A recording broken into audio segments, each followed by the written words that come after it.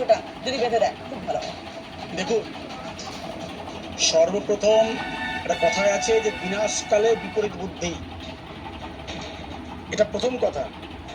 দ্বিতীয়ত, একদম ধ্রুব সত্য কথা মেনে রেখে দিন, যেভাবে একজন মুখ্যমন্ত্রী এই পশ্চিমবঙ্গের সনাতন ধর্মের প্রতি আঘাত আনার চেষ্টা উনি করছেন, দ্বিতীয়ত এই যেভাবে আমাদের ভারত সেবাশ্রম সংঘের একজন সন্ন্যাসী ত্যাগী মহাত্মাকে যেভাবে নক্করজনক, অপমানজনক উনি যে আলাপচারিতা, যে সমালোচনা, যে কথাবার্তা উনি বলেছেন, এটা শুধু পশ্চিমবঙ্গের সাধুদের নিন্দা নয়, সমগ্র ভারতবর্ষে সাধু সমাজ, বৈষ্ণব সমাজ, সন্ত সমাজ সকলের নিন্দনীয়। এবং আমি প্রত্যেককে বলবো, সমগ্র সনাতনীকে, জাতি ভেদ ধর্ম বর্ণ নির্বিশেষে আমাদের সকলকে উচিত এর বিরুদ্ধে রুখে দাঁড়ানো, প্রতিবাদ করা, প্রতিবাদ করতে হবে।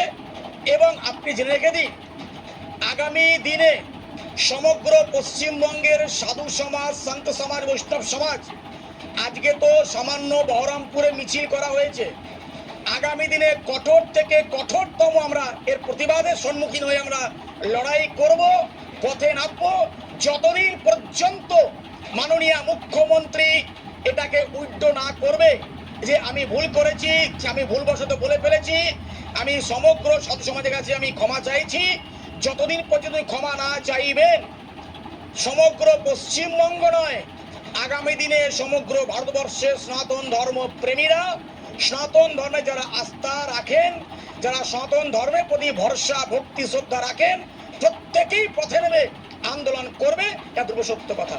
এ কথা তো ঠিক যে একটা সময় এই মাননীয়ার মুখ থেকে এই কথা এসেছিল এবং উনি সরাসরি বলছেন যে যে গরু দুধ দেয় তার লাথি খেতে হয়।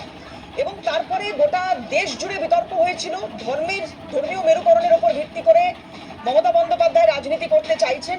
বিজেপিকে উনি কাঠগড়ায় তুলেছেন একাধিকবার এবং কথা বলেছেন যে ধর্মীয় মেরুকরণের রাজনীতি বিজেপি করছে। বাংলার মানুষ কি কনফিউজড নন? আমি জানি না, আমি এর মধ্যে রাজনীতি ঢোকাতে চাই না, কিন্তু এক শ্রেণীকে যদি তোষণ করা হয় এবং সেই প্রতিক্রিয়ায় উনি সরাসরি বলছেন যে আমি তোষণ করি, তারপরেও কিভাবে এটা সম্ভব? এটা মুখ্যমন্ত্রীর কাছ থেকে একটা সভায় দাঁড়িয়ে কিভাবে বলা সম্ভব? আমি আবার একটু আপনার কাছে আসবো, কিভাবে এটা মুখ্যমন্ত্রীর কাছ থেকে বলা সম্ভব? উনি একজন জনপ্রতিনিধি, উনি এই রাজ্যের একেবারে শীর্ষস্থানে বসে রয়েছেন প্রশাসনিক জায়গা থেকে, এটা ওনার পক্ষে বলা সম্ভব সাজে? কিভাবে দেখছেন? দেখুন, আমি আবার বলছি, একটা কথা আছে, যখন নৌকা ডুবতে চলে না তখন ও টালমাল খায়। আজকে মাননীয়া খুব ভালোভাবে বুঝে গেছে যে পশ্চিমবঙ্গের যা পরিস্থিতি, তাতে করে আমার আয়ু আর বেশি দিন নেই। দ্বিতীয়ত হচ্ছে গিয়ে, ওনাকে যেভাবে মানুষ সম্মান করেছিল 2011 সালে, সেই সম্মানের সহ আজকে ওনার মধ্যে আর প্রতিষ্ঠিত রইল না। এবং খুব লজ্জা লাগে, ঘৃণা হয় যে একজন রাজ্যের মুখ্যমন্ত্রী